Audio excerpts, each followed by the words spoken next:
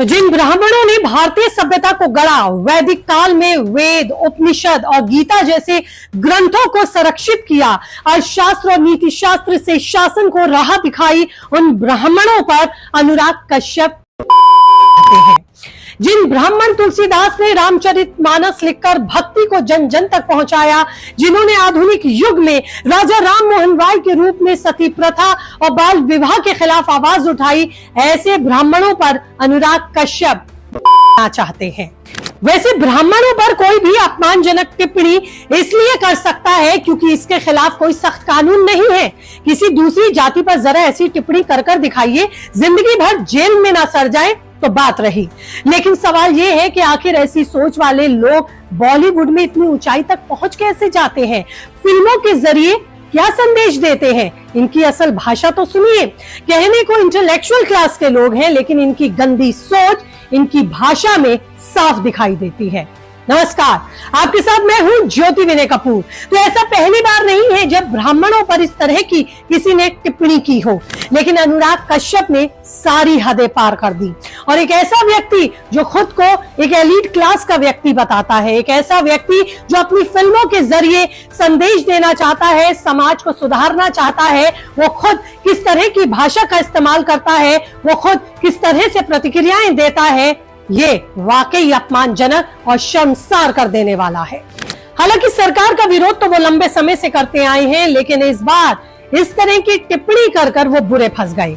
कौन सी खुन्नस उनके अंदर बसी है, ये मैं आपको बताती हूँ। लेकिन सबसे पहले आप ये जान लीजिए कि वही अनुराग कश्यप हैं ये, जिन्होंने 22 जनवरी को जब भगवान श्री राम की प्राण प्रतिष्ठा हुई थी, तब कहा था कि ये सिर्फ 24 घंटे का विज्ञापन है। खुद को नास्तिक बताने वाला ये आदमी कुछ भी बोलना चाहता है।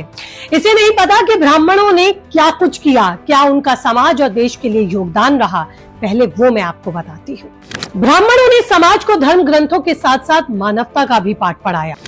चाणक्य और तुलसीदास जैसे लोगों ने एक बड़ा संदेश दिया। शिक्षा में गुरुकुल से लेकर विश्वविद्यालयों तक ब्राह्मणों ने ज्ञान बांटा, सती प्रथा और बाल विवाह के खिलाफ आवाज उठाई। लेकिन अनुराग कश्यप इसलिए ब्राह्मणों पर अपमानजनक टिप्पणी करना चाहते हैं क्योंकि उनकी फिल्म पर रोक लगा दी गई। उनकी फिल्म में कुछ कमियां थी। अनुराग का गुस्सा क्यों भड़का, ये जानिए। फिर आपको बताऊंगी कि आखिरकार अनुराग कैसे अब मुश्किल में फंस गए।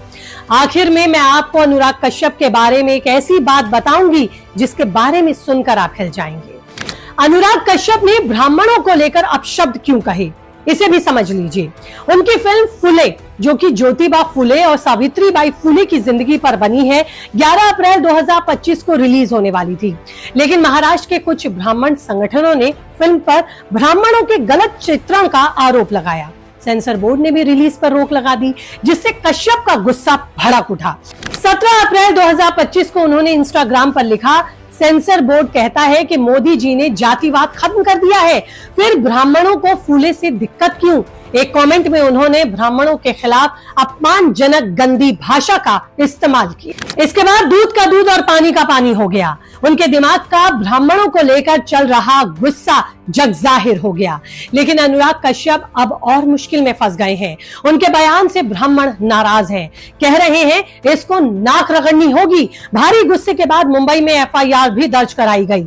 हालांकि अनुराग कश्यप ने माफी मांगी, लेकिन सवाल यह है कि आखिर सिस्टम से अनुराग कश्यप को दिक्कत क्या है? सेंसर बोर्ड में सिर्फ ब्राह्मण ही नहीं बैठे। किसी भी फिल्म को सेंसर बोर्ड से इजाजत तभी मिलती है जब कोई दिक्कत ना हो, जब समाज में कोई गलत संदेश ना जाए। अगर मामला कोर्ट में है तो सेंसर बोर्ड को वक्त लगता है। ये बात अनुराग कश्यप जैसे निर्देशक को क्या समझ में नहीं आती? ये पहले विवादित फिल्म बनाएंगे और फिर फिल्म पर हथौड़ा चलवाएंगे और फिर अपना गुस्सा ब्राह्मणों के खिलाफ इस गंदी भाषा में निकालेंगे, तो कभी बिहारियों पर गरज पड़ेंगे। सबसे बड़ी बात, क्या आपको पता है अनुराग कश्यप खुद ब्राह्मण है, लेकिन कई लोग कह रहे हैं कि कश्यप लगाने से कोई ब्राह्मण नहीं हो जाता, ब्राह्मणों का आचरण ही उसे ब्राह्मण बनाता है। आपकी क्या राय है? भेजिए, मुझे रहेगा इंतजार। फिलहाल तमाम इंफॉर्मेशन न्यूज के लिए मुझे फॉलो, चैनल को लाइक और सब्सक्राइब करना आप भूलेंगे नहीं।